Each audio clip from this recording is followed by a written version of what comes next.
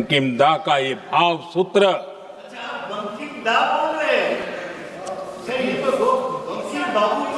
बंकिम बाबू बोले। अच्छा, thank you thank you thank you thank you thank you, आपकी भावनाओं के लिए मैं आदर करता हूं। बंकिम बाबू ने थैंक यू दादा, थैंक यू। हाँ, आपको तो दादा कह सकता हूं ना, वरना उसमें भी आपको इतराज हो जाएगा। মাননীয় প্রধানমন্ত্রী তার ভাষণে যেভাবে ঋষি বঙ্কিমচন্দ্র চট্টোপাধ্যায়কে বঙ্কিম দা বললেন, মনে হলো বোধহয় চায়ের আড্ডায় বসে তিনি বঙ্কিমচন্দ্র চট্টোপাধ্যায়ের সঙ্গে আলাপ আলোচনা করছে। বাংলা এটা ভালোভাবে নিচ্ছে না। झांसी की रानी लक्ष्मीबाई हो, चित्तूर की रानी चेन्नम्मा हो, या रानी गाइडिंलियू हो, या असम में मातंगिनी हाजरा का पराक्रम हो, असम में मातंगिनी हाजरा का पराक्रम हो, असम में मातंगिनी हाजरा का पराक्रम हो।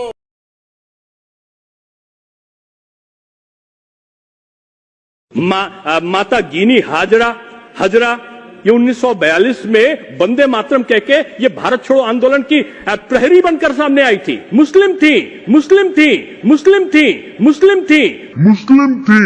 वंदे मातरम का नारा दे रही थी। माता गिनी हाजरा ये 1942 में वंदे मातरम कह के ये भारत छोड़ो आंदोलन की प्रहरी बनकर सामने आई थी। मुस्लिम थी, वंदे मातरम का नारा दे रही थी।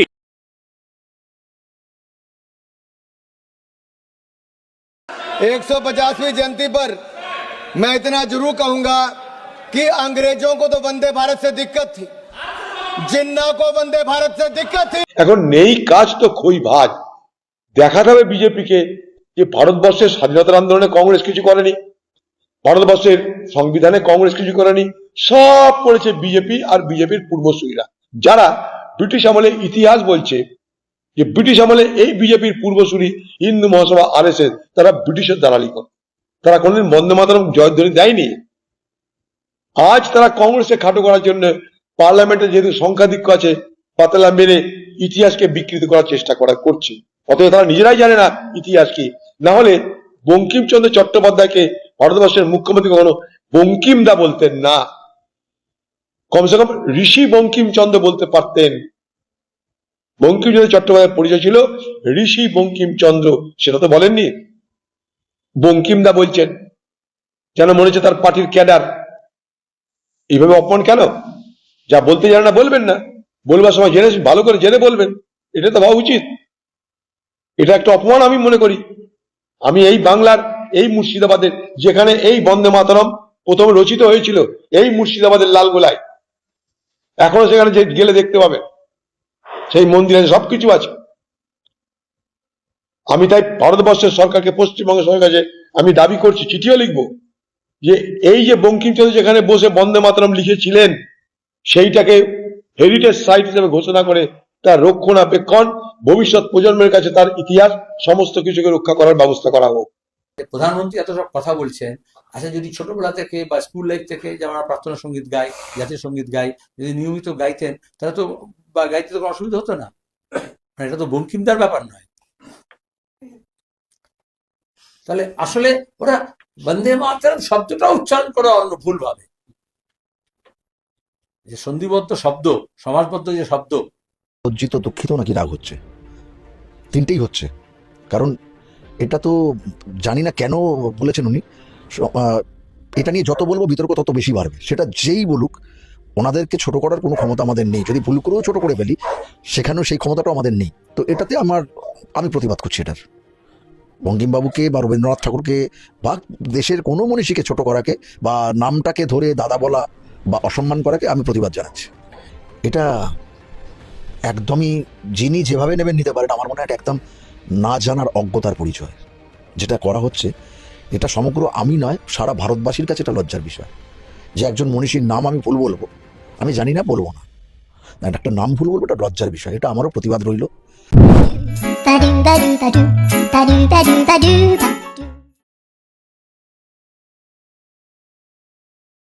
নমস্কার, সুজিত চট্টোপাধ্যায় দিগদর্শন থেকে বলছি। কয়েক বছর আগে আমরা একটা ভয়াবহ পরিস্থিতি কাটিয়ে উঠেছি, সেটা ছিল করোনা। এবার কিন্তু আমরা আরেকটি ভয়াবহ সংকটময় মুহূর্তে এসে পৌঁছলাম। বেশ কিছুদিন ধরেই তার রেশ আমরা দেখতে পাচ্ছি, এবার সেটা একটা ভয়াবহ জায়গার রূপ নিতে চলেছে। সুতরাং এই ভাইরাসটাকে আপনারা বলতে পারেন মরোনা। মরোনা কেন বলছি? আপনারা দেখছেন ভারতবর্ষ, পশ্চিমবঙ্গ এবং বাংলাদেশ, এই জায়গাগুলোকে ঘিরে একটা তীব্র জাতীয়তাবাদী একটা আবেগ কাজ করছে। আর এই জাতীয়তাবাদী আবেগের মধ্যে যেটা মূল সূত্র, সেটা হচ্ছে ধর্মীয় সাম্প্রদায়িকতা। আমরা মুখে একে অপরকে যাতা বলছি, নৃশংসভাবে খুন করছি, এগুলো হচ্ছে, এটা বাস্তব। আমরা চুপচাপ পর্যবেক্ষণ করছি। কিছুদিন আগে আমাদের প্রধানমন্ত্রী মুখ ফসকে বলে ফেলেছিলেন বঙ্কিম দা। অর্থাৎ তিনি মনে করেছিলেন যে এই দা শব্দটা বাঙালিরা বোধহয় খুব শ্রদ্ধার সঙ্গে বড় ভাই হিসেবে তারা বলেন, তাই বলেছেন বঙ্কিম দা। তিনি তো মোটা ভাইও বলতে পারতেন, কারণ গুজরাটে মোটা ভাই বলা হয় বড় ভাইকে। তিনি বলেননি। কেন বলেননি? কারণ তার কাছে হয়তো খবর ছিল যে গুজরাটি ভাষায় মোটা ভাই মানে বড় ভাই হলেও আমাদের এখানে মোটা শব্দটা কিন্তু খুব ভালো চোখে দেখা হয় না, কাউকে মোটা বলাটা। সেই জন্য তিনি মোটা ভাই বলেননি, তিনি বলেছেন বঙ্কিম দা। লোকসভায় বলছেন, লোকসভার একজন বর্ষিয়ান সাংসদ, বিরোধী দল তৃণমূলের সৌগত রায় ছিলেন। তিনি তৎক্ষণাৎ তার ভুল ধরিয়ে দিয়ে বললেন, আপনি বঙ্কিম দা বলছেন, বঙ্কিম বাবু বলুন। সৌগত বাবু চাইলে ঋষি বঙ্কিম বাবু কথাটাও বলতে পারতেন। যাই হোক, তিনি বলেছেন বঙ্কিম বাবু। আর তৎক্ষণাৎ তিনি তার ভুলটা শুধরে নিয়ে খুব চালাকির সঙ্গে বলেছেন যে হ্যাঁ হ্যাঁ, আপনাকে ধন্যবাদ আমাকে এটা বলে দেওয়ার জন্য, কিন্তু আপনাকে আমি সৌগত দা বলতে পারি তো, তাতে আপনি রাগ করবেন না তো? এর মধ্যে কি একটা শ্লেষ ছিল না? এই দা শব্দটা বাঙালি ব্যবহার করে এই বিষয়টা নিয়ে, কখন কোথায় ব্যবহার করে সে ব্যাপারটা যেহেতু তার বোধগম্য হয়নি, একটা শ্লেষের সুর কিন্তু আমি পেয়েছি, আপনারা পেয়েছেন কিনা আমি জানি না। মোদিজি শুধু যে বঙ্কিম দা বলেছেন তা নয়, 15ই আগস্ট 78তম স্বাধীনতা দিবসে লালকেল্লা থেকে যে ভাষণ দিয়েছিলেন, সেখানে তিনি বলেছিলেন মাতঙ্গিনী হাজরা আসামের লোক। তারপর আবার এই কিছুদিন আগেই মাস্টার দা সূর্য সেন বলতে গিয়ে আর দা শব্দটা ব্যবহার করেননি। যদি আবার ভুল হয়ে যায় তাহলে তো আবার মুশকিল হয়ে যাবে। তিনি তাই বললেন মাস্টার সূর্য সেন। আবার বিজেপির একজন সাংসদ, তিনি বললেন মাতঙ্গিনী হাজরা মুসলিম ছিলেন। এই যে ইতিহাসের এই যে বিকৃতি, তার অন্যতম কারণ 78 বছর স্বাধীনতা পেয়েছে দেশ, কিন্তু বিভিন্ন রাজ্যের সংস্কৃতির যে মেলবন্ধন হওয়া উচিত ছিল সেটা কিন্তু হয়ে ওঠেনি। এ সম্পর্কে আমি আপনাদের একটা বই সম্বন্ধে বলতে চাইছি, সেটা হচ্ছে গোলাম আহমেদ মোর্তাজার লেখা এক অন্য ইতিহাস। এই বইয়ে তিনি হরপ্রসাদ শাস্ত্রী সম্পর্কে তিনি কয়েকটি লাইন লিখেছেন, আপনাদের শোনাচ্ছি, তাহলে আমার বক্তব্যটা বুঝতে আপনার একটু সুবিধা হবে। হিন্দু মহাসভার প্রতিষ্ঠাতা হিসেবে প্রচারিত নেতার নাম ডক্টর শ্যামাপ্রসাদ মুখার্জি, কিন্তু তার পূর্বে মুসলিম বিরোধিতায় উৎকট সাম্প্রদায়িক একটি দল তৈরি হয়েছিল 1923 খ্রিস্টাব্দে, অর্থাৎ RSS 1925, এটা বলছি 1923। দলটির নাম ছিল অখিল ভারত হিন্দু সভা, নেতৃত্বে ছিলেন হরপ্রসাদ শাস্ত্রী। তিনি বলছেন ওই হিন্দু সভার সভাপতির ভাষণে তিনি ইংরেজ সরকারের পক্ষে যা বলেছিলেন তা নৈতিক জ্ঞান সম্পন্ন কোনো বিপ্লবীর পক্ষে সহ্য করা সম্ভব নয়।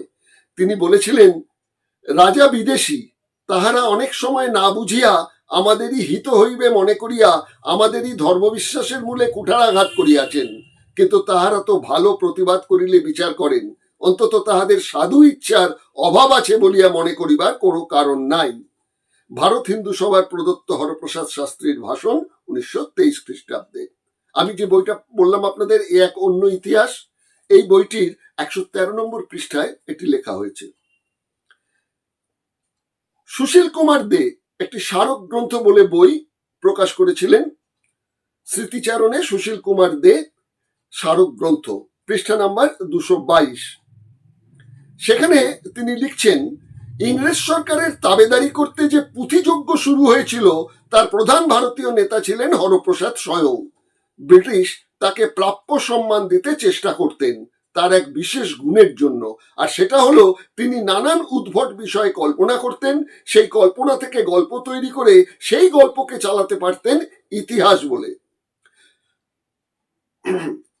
ইংরেজরা যেটা চেয়েছিল সেটা হচ্ছে কাল্পনিক এক পরমতম হিন্দু ধর্ম ও সংস্কৃতি তৈরি করে তাদের বুঝিয়ে দেওয়া যে ইসলাম ধর্মের দিকে আকর্ষিত না হয়ে তারা যেন তাদের সনাতন ধর্মে আস্থা স্থাপন করেন।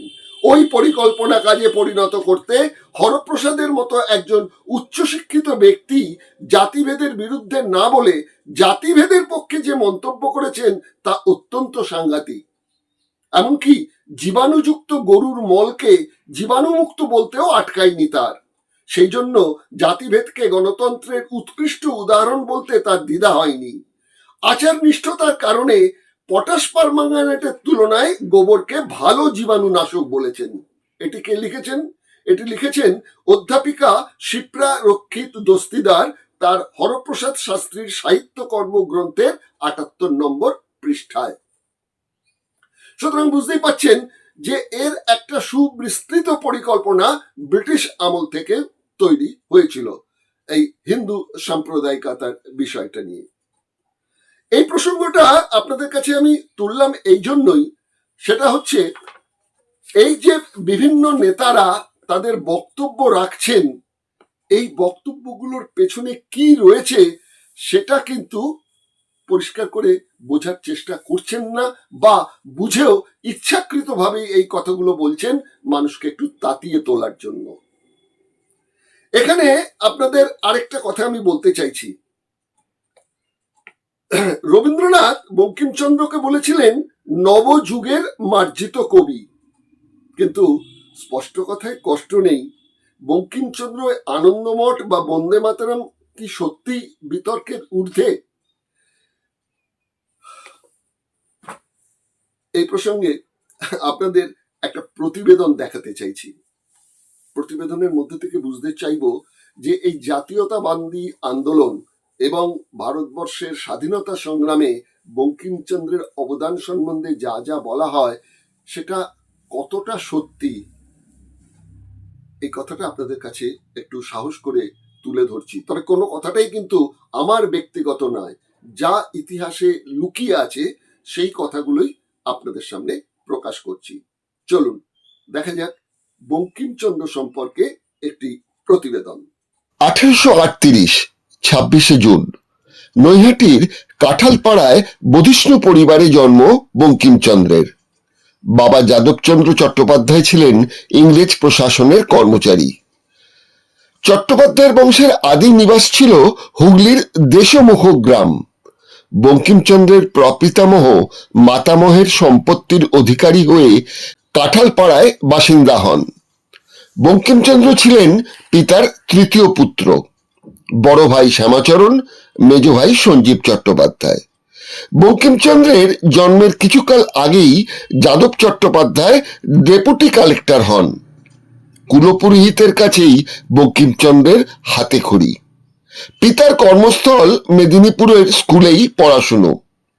হুগলির মহসিন কলেজ পেরিয়ে কলকাতা বিশ্ববিদ্যালয় থেকে জয়েন্ট এন্ট্রান্স। যদিও তথ্য বলছে সেই পরীক্ষায় বঙ্কিমচন্দ্র বাংলায় ফেল করেন, 5 নম্বর থেকে 7 নম্বর কম পান।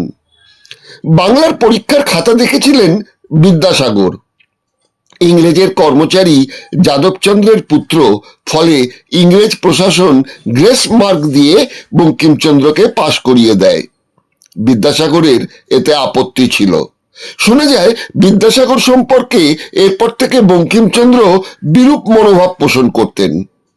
বঙ্কিমচন্দ্রের বিষবৃক্ষ উপন্যাসে সূর্যমুখী এক চিঠি লিখছেন, ঈশ্বরচন্দ্র বিদ্যাসাগর নামে কলকাতায় এক বড় পণ্ডিত আছেন, তিনি আবার একখানি বিধবা বিবাহের বই বাহির করে আছেন। যে বিধবা বিবাহের ব্যবস্থা দেয় সে যদি পণ্ডিত হয় তবে মূর্খ কে? বিদ্যাসাগরের বিধবা বিবাহ নিয়ে যে সমাজ সংস্কারমূলক আন্দোলন যাতে তিনি জয়ী হয়েছিলেন সে সম্পর্কে বঙ্কিমচন্দ্রের কি ধারণা ছিল আপনারা তো প্রতিবেদনে জানলেন। সমাজ সংস্কারে বিধবা বিবাহের প্রয়োজনীয়তাটা নিয়ে তিনি ভালো মন্দ কিছুই বলতে চাননি। তার এক মেয়ে যখন বিধবা হন অল্প বয়সে, তার বিয়ে দেওয়ার কথাও তিনি চিন্তা করেননি, কারণ তিনি মনে করেন সতীসাধ্যী মেয়ে যারা হবে তারা স্বামী মরে গেলে আর দ্বিতীয়বার বিয়ের কথা চিন্তা করবে না এবং এটাই উচিত। এবার তার রাজনৈতিক দৃষ্টিভঙ্গির কথা একটু বলি। তিনি যে আনন্দমঠ বইটা লিখলেন কাকে উৎসর্গ করেছিলেন? তিনি উৎসর্গ করেছিলেন দীনবন্ধু মিত্রকে। দীনবন্ধু মিত্রকে যিনি সাহেবদের অত্যাচার নিয়ে বই লিখেছিলেন নীল দর্পণ, আপনারা অনেকেই বইটি পড়েছেন। তাকে আনন্দমঠ বইটি তিনি উৎসর্গ করেছিলেন। আবার পরবর্তী সময় তিনি বঙ্গদর্শনে লিখলেন যে এই বইটি ইংরেজ সরকারের উচিত নিষিদ্ধ ঘোষণা করে দেওয়া, কেন না হলে নিচের তলার মানুষ মাথায় উঠিয়া বসিবে। আবার মোশাররফ হোসেন, অনেকের নামই শোনেননি, প্রথমত মুসলিম সম্প্রদায়ের মানুষ, আর সে সময় ওই উচ্চবিত্ত উচ্চ বর্ণের যে এলিট ক্লাসের বুদ্ধিজীবীরা যারা ছিলেন তারা খুব একটা পছন্দ করতেন না মুসলিম সমাজ থেকে কেউ লেখালেখি করুক, যার জন্য বলা হয় দেখবেন মুসলিম সাহিত্য, দলিত সাহিত্য এইরকম নামকরণ করা হয়েছে। তাহলে বাদ বাকি যারা লিখেছেন সেগুলো কি সব হিন্দু সাহিত্য না সনাতনী সাহিত্য বলবো তাদের? যাই হোক, অনুষ্ঠানের পর্যায়ক্রমে পরপর আমি সে প্রসঙ্গে আসব।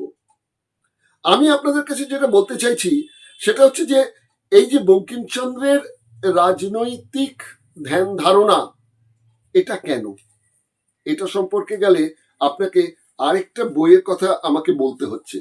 বইটার নাম বজ্র কলম। বইটা লিখেছেন গোলাম আহমেদ মোর্তাজা, আমাদের এখানকারই। তিনি কি বলছেন? তিনি তার বইয়ের 118 নম্বর পৃষ্ঠায় বলছেন যে 1838 খ্রিস্টাব্দে জন্মে পরলোকগমন করেন 1894 সালে বঙ্কিমচন্দ্র। বঙ্কিমচন্দ্র ইংরেজ সহযোগীদের অন্যতম ছিলেন এ কথা বললে ভুল হবে, বরং তিনি ছিলেন শ্রেষ্ঠতম ব্রিটিশ সহযোগী। সাহিত্য সম্রাট ঋষি বঙ্কিমকে 1854তে দেওয়া হয়েছিল সরকারি বৃত্তি। তিনি যখন বিএ পরীক্ষায় ফেল করেছিলেন তখন ইংরেজ সরকারের পক্ষ থেকে তাকে পাশ করিয়ে দেওয়া হয় 7 নম্বর গ্রেস দিয়ে। এর পূর্ণ তথ্য পশ্চিমবঙ্গের দৈনিক আজকাল পত্রিকায় 17/6/84 তারিখে যে প্রশ্নে বঙ্কিম ফেল করেছিলেন শিরোনামে প্রকাশিত হয়েছিল। তিনি ছিলেন ডেপুটি ম্যাজিস্ট্রেট, ব্রিটিশ তাকেও দান করেছিলেন রায়বাহাদুর খেতাব। তাকে করা হয়েছিল ইউনিভার্সিটি ইনস্টিটিউট নামক বিখ্যাত সংস্থার প্রেসিডেন্ট। ব্রিটিশ সরকারের নিকট হতে তিনি পেয়েছিলেন দুর্লভ CIE উপাধি, যার পুরো কথাটা হচ্ছে companion of the Indian empire, যা বঙ্গার্থ ভারত সাম্রাজ্যের সহযোগী। বহু গ্রন্থ, পুস্তক ও প্রবন্ধের স্রষ্টা ছিলেন তিনি। তার লেখায় মুসলিম মানুষ আহত হয় ভীষণভাবে। ব্রিটিশ বিরোধী কোনো ভূমিকা তো তার ছিলই না, বরং ছিল তার বিপরীত।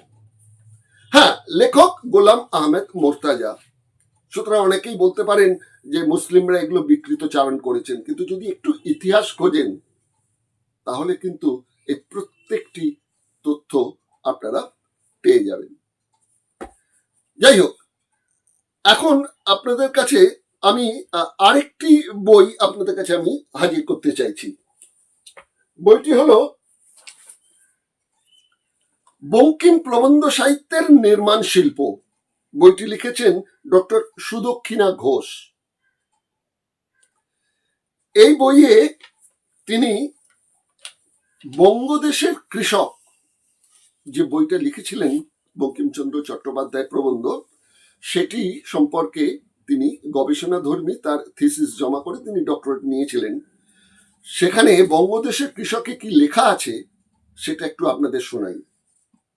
তিনি বলছেন, অর্থাৎ বঙ্কিমচন্দ্র বলছেন, পৃষ্ঠা নাম্বার 62-তে উল্লেখ করেছেন সুদক্ষিণা ঘোষ, জীবের শত্রু জীব, মনুষ্যের শত্রু মনুষ্য, বাঙালি কৃষকের শত্রু বাঙালি ভূস্বামী, ব্যাঘ্রাদি বৃহৎ জন্তু ছাগাদি ক্ষুদ্র জন্তুগণকে ভক্ষণ করে, জমিদার নামক বড় মানুষ কৃষক নামক ছোট মানুষকে ভক্ষণ করে। জমিদার প্রকৃতপক্ষে কৃষক দিগকে ধরিয়া উদরস্থ করেন না বটে, কিন্তু যাহা করেন তাহা অপেক্ষা হৃদয় শোণিত পান করা দয়ার কাজ। কৃষক দিগের অন্যান্য বিষয়ে যেমন দুর্দশা হোক না কেন, এই সর্বরত্ন প্রসবিনী বসুমতী কর্ষণ করিয়া তাহাদিগের জীবনাপায় যে না করিতে পারিত এমন নয়, কিন্তু তাহা হয় না। কৃষকের পেটে খাইলে জমিদার টাকার রাশির ওপর টাকার রাশি ঢালিতে পারেন না, সুতরাং তিনি কৃষককে পেটে খাইতে দেন না। মানে এই বঙ্কিমচন্দ্রই কিন্তু এই জমিদার অত্যাচারের কথাটা লেখেন। কবে লেখেন? 1872 সালে। তারপরে কিন্তু বইটা ভালো বিক্রি হয়েছিল। দ্বিতীয় সংস্করণ বঙ্কিমচন্দ্র আর বার করেননি। দ্বিতীয় সংস্করণ বার করেছেন তার 20 বছর পর, অর্থাৎ 1894 সালে তিনি মারা গেছেন। মৃত্যুর দু বছর আগে 1892 সালে তিনি এই বইটির দ্বিতীয় সংস্করণ তিনি লিখেছিলেন।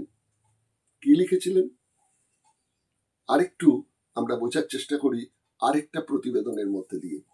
চলুন। বঙ্কিমচন্দ্র আনন্দমঠ ও বন্দে মাতরম প্রসঙ্গে আড়ালে থাকা তথ্য জানতে বঙ্কিমচন্দ্রের সময়কালটা একটু বোঝার দরকার। বঙ্কিমচন্দ্রের জন্ম 1838 সালে। বাংলার গ্রামে গ্রামে একদিকে ইংরেজের উপনিবেশবাদের শোষণ, অন্যদিকে চিরস্থায়ী বন্দোবস্তের প্রভাবে ইংরেজের তৈরি বাংলার মধ্যস্বত্বভোগী জমিদারদের প্রজাদের বিরুদ্ধে অত্যাচার চরমে উঠেছিল। নীলকর চাষি, লবণ শ্রমিক, আদিবাসী বিদ্রোহে ইংরেজ তখন তটস্থ। ধর্মীয় কুসংস্কার, অন্ধবিশ্বাসে বাংলা চরম সংকটে। বঙ্কিমের অর্থ বাঁকা। ধীরে ধীরে বঙ্কিমচন্দ্র সেই বাঁকা পথেই পা বাড়ালেন।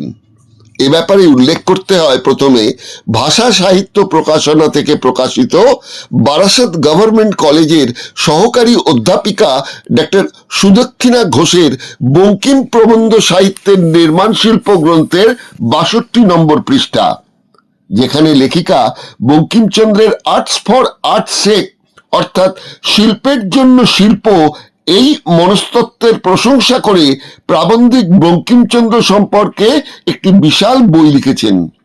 নিঃসন্দেহে বঙ্কিমী ভাষা তৎকালীন বাংলার সাহিত্য জগতে এক দিগন্তকারী প্রচেষ্টা। প্রাবন্ধিক বঙ্কিমচন্দ্রের বঙ্গদেশের কৃষক প্রবন্ধের কিছু লাইন তুলে ধরেছেন, যেখানে বঙ্কিমচন্দ্র লিখেছেন, জীবের শত্রু জীব, মনুষ্যের শত্রু মনুষ্য, বাঙালি কৃষকের শত্রু বাঙালি ভূস্বামী, ব্যাঘ্রাদি বৃহৎ জন্তু ছাগাদি ক্ষুদ্র জনগন্তুকে ভক্ষণ করে, জমিদার নামক বড় মানুষ কৃষক নামক ছোট মানুষকে ভক্ষণ করে। জমিদার প্রকৃতপক্ষে কৃষক দিগের ধরিয়া উদরস্থ করেন না বটে, কিন্তু যাহা করেন তাহা অপেক্ষা হৃদয় শোণিত পান করা দয়ার কাজ। কৃষক দিগের অন্যান্য বিষয়ে যেমন দুর্দশা হইক না কেন, এই সর্বরত্ন প্রসবিনী বসুমতী কর্ষণ করিয়া তাহাদিগের জীবনোপায় যে না হইতে পারিত এমত নহে, কিন্তু তাহা হয় না। কৃষকে পেটে খাইলে জমিদার টাকার রাশির ওপর টাকার রাশি ঢালিতে পারেন না, সুতরাং তিনি কৃষককে পেটে খাইতে দেন না। বঙ্গদেশের কৃষক। বঙ্কিমচন্দ্র এই বঙ্গদেশের কৃষক প্রবন্ধের বইটি প্রথম মুদ্রণ নিঃশেষিত হলেও দ্বিতীয়বার আর সংস্করণ করলেন না। 20 বছর পর বইটির দ্বিতীয় সংস্করণ প্রকাশ করতে গিয়ে এক ভূমিকা লিখলেন। কি লিখলেন তিনি? বঙ্কিমচন্দ্র লিখলেন, এদেশীয় কৃষক দিগের যে অবস্থা বর্ণিত হইয়াছে তাহার বঙ্গদেশের কৃষকে নাই। জমিদারের সেই অত্যাচারও আর নাই। নতুন আইনে তাহাদের ক্ষমতা আরো কমিয়া গিয়াছে। কৃষক দিগের অবস্থা অনেক উন্নত হইয়াছে। অনেক স্থলে দেখা যায় প্রজাই অত্যাচারী, জমিদার অত্যাচারিত। এই সকল কারণে আমি এতদিন এই প্রবন্ধ পুনর্মুদ্রণ করি নাই। এক্ষণে যে আমি পুনর্মুদ্রিত করিতেছি তাহার অনেকগুলি কারণ আছে। বঙ্কিমচন্দ্রের আনন্দমঠ এবং বন্দে মাতরম স্বাধীনতা সংগ্রামের নাকি একটা বড় অস্ত্র ছিল। সত্যি কথাই, বহু বিপ্লবী, তার আগে একটু শব্দ যোগ করতে হবে কিন্তু, হিন্দু বিপ্লবী। কেন বলছি এ কথা? কেননা এই বন্দে মাতরম কথাটির ব্যবহার নিয়ে কিন্তু হিন্দু মুসলিমদের মধ্যে একটা বিভেদ তৈরি হয়েছিল। হিন্দুরা মুসলিমদের সেভাবে সঙ্গে পাননি। সে ব্যাপারেও কিন্তু দুঃখ প্রকাশ করেছিলেন রবীন্দ্রনাথ, যে আমরা কেন পারিনি এই একসঙ্গে সবাইকে নিয়ে চলতে।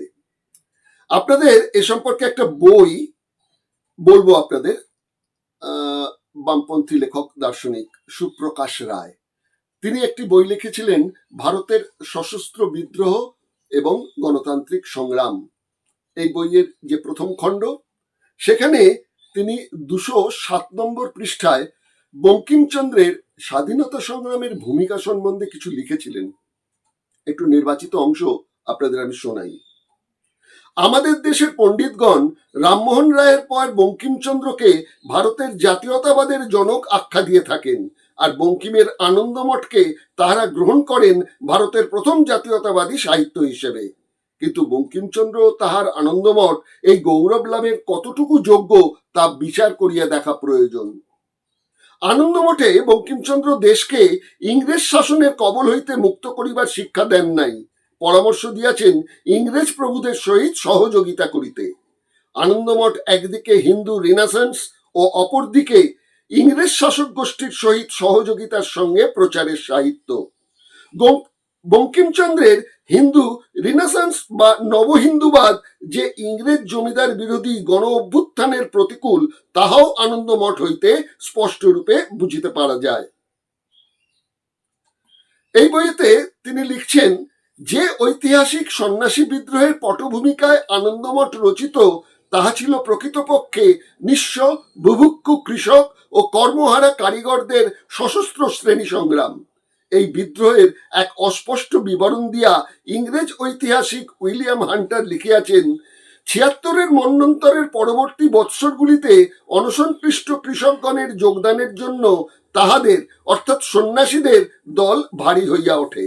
এই কৃষকদের না ছিল চাষের বীজ, না ছিল কোনো যন্ত্রপাতি। ১৭৭২ খ্রিস্টাব্দে তাহারা নিম্নবঙ্গের ফসল ভরা ক্ষেতের ওপর ঝাঁপাইয়া পড়ে। ৫০ হইতে ৬০,০০০ মানুষের এক একটি দল চারিদিকে আগুন লাগাইতে এবং লুটপাট করিতে থাকে। তিনি এই বিষয়ে আরো কিছু লিখেছেন, আমি সেই প্রশ্নে যাচ্ছি না। তারপর বলি, তিনি লিখেছেন সুপ্রকাশ রায়, বঙ্কিমচন্দ্র তাহার আনন্দমঠে এই বিরাট গণ অভ্যুত্থানকে পাশ কাটাইয়া গিয়া এই উপলক্ষে আধ্যাত্মিক ভক্তিতত্ত্ব প্রচার করিয়াছেন। ইংরেজ হস্তে ক্রীড়নক মির্জাফরের শাসনের বিরুদ্ধে নির্যাতিত কৃষক জনসাধারণের সংগ্রামকে তিনি এরূপভাবে অঙ্কিত করিয়াছেন যেন তাহা মুসলমানের বিরুদ্ধে হিন্দুর সংগ্রাম এবং মুসলমান শাসনের কবল হইতে রক্ষা পাইবার জন্যই প্রয়োজন ইংরেজ প্রভুত্বকে বরণ করা। আনন্দমঠের দুটি লাইন আপনাদের পড়ে শোনাই। সত্যানন্দ, কাতর হইও না, তুমি বুদ্ধির ক্রমে দস্যুবৃত্তির দ্বারা ধন সংগ্রহ করিয়া রণজয় করিয়াছ। পাপের কখনো পবিত্র ফল হয় না, অতএব তোমরা দেশ উদ্ধার করিতে পারিবে না। আর ফল যাহা হইবে ভালোই হইবে, ইংরেজ না হইলে সনাতন ধর্মের পুনরুত্থানের সম্ভাবনা নাই। এই যে বঙ্কিমচন্দ্রের বক্তব্য, তাতে আরো কি লিখেছেন বঙ্কিমচন্দ্র?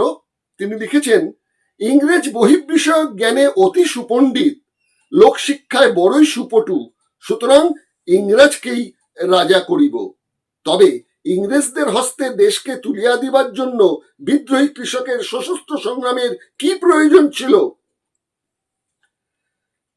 আবার আপনাদের একটু ছোট করে পরবর্তী বক্তব্যে চলে যাই। সত্যানন্দের চক্ষু হইতে অগ্নিস্ফুলিঙ্গ নির্গত হইল। তিনি বলিলেন, শত্রু শনিতে সিক্ত করিয়া মাতাকে শক্তিশালী করিব। মহাপুরুষ বলছেন, শত্রু কে? শত্রু আর নাই, ইংরেজ মিত্র রাজা।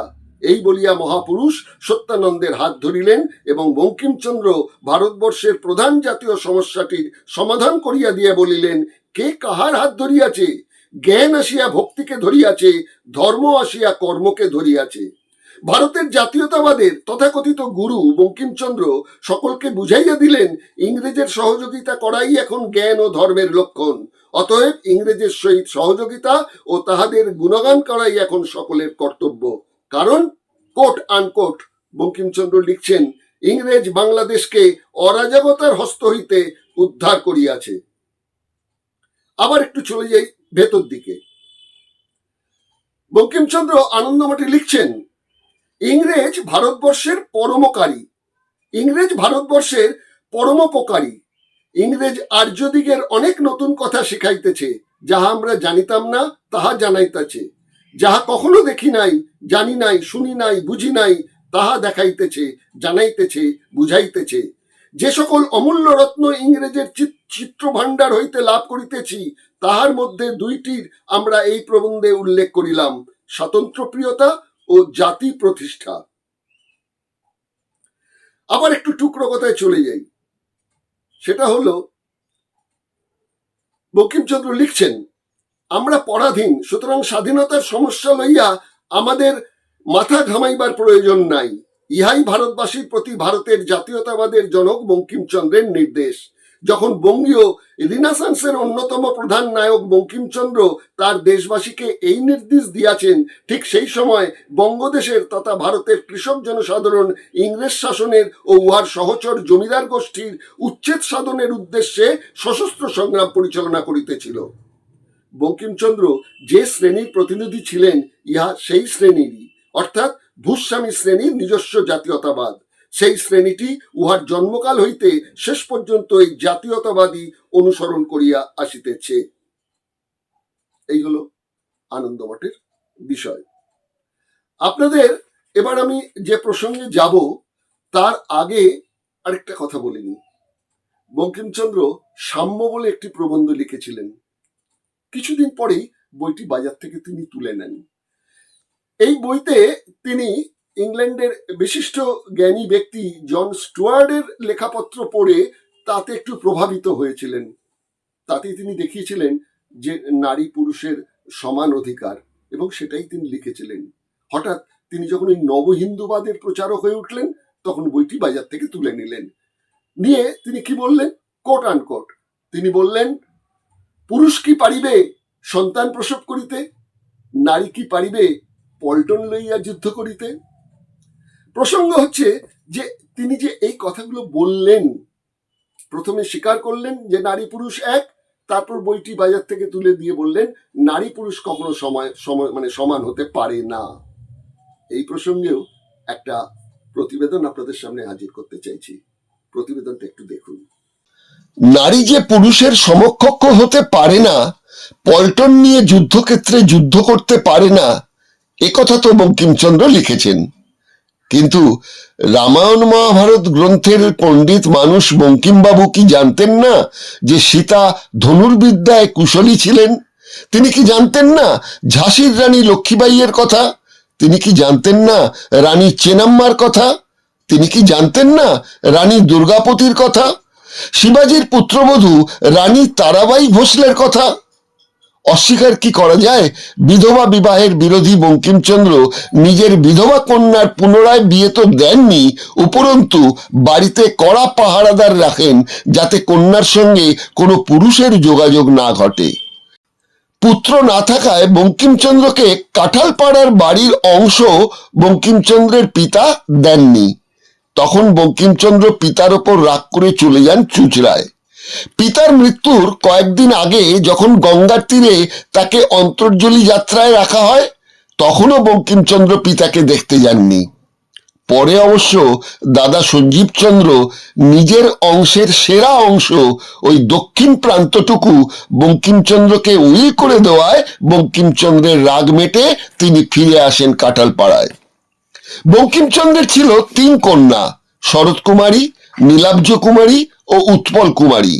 প্রত্যেককে বিয়ে দিয়ে তিনি ঘর জামাই রাখার কারণেই বঙ্কিমের পিতা যাদবচন্দ্র অসন্তুষ্ট হয়েছিলেন বঙ্কিমচন্দ্রের ওপর, সেজন্যই তাকে সম্পত্তি থেকে বঞ্চিত করেছিলেন। বঙ্কিমচন্দ্রের বড় মেয়ে শরৎ কুমারী বঙ্কিমচন্দ্রের জীবদ্দশাতেই বিধবা হন। বঙ্কিমচন্দ্র মনে করতেন সতীসাধ্যী স্ত্রী কখনোই বিধবা হওয়ার পর আর বিয়ে করতে পারেন না। বঙ্কিমচন্দ্র তার মেয়েদের বাড়িতেই পড়াশোনা করার ব্যবস্থা করেছিলেন, কলেজে পাঠাননি। বিষবৃক্ষ উপন্যাসে বিধবা কুন্দনন্দিনী বিয়ে করেও আত্মঘাতী হন। কৃষ্ণকান্তের উইলে রোহিণীর প্রেম ব্যর্থ হয়, তাকে হত্যা করা হয়। যে প্রফুল্ল দেবী চৌধুরানী হয়ে ইংরেজের বিরুদ্ধে লড়াই করল, পরে পুনর্মূষিক ভব।